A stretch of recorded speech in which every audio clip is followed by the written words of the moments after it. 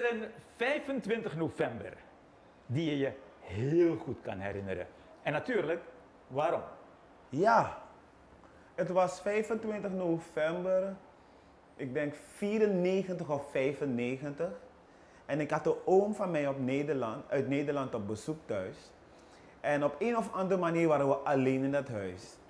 En ik weet dat hij me nog geld gaf om mijn nieuwe Nike schoenen te kopen en zo. En ik mocht die dag met mijn vriendjes naar de stad.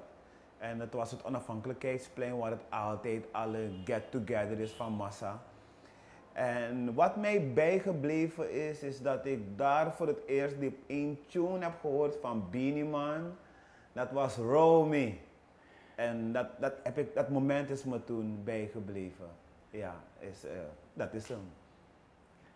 Nou, en voor jou, Ai? Ja, als je mij vraagt, ik denk aan de misverkiezingen. We praten over muziek en entertainment. Hè. Je weet, die tijd was een glorietijd van de Surinaamse showbiz. Dus elke gelegenheid werd aangegrepen om een leuke show te organiseren, weet je. Dus was er een Miss Independence verkiezing in het Jaarbeurspaviljoen. En dat kan ik me zo goed herinneren. Prachtige show, leuke dames. En de onderwerpen hadden allemaal te maken met de schoonheid van Suriname. This is another Supreme production. Supreme TV.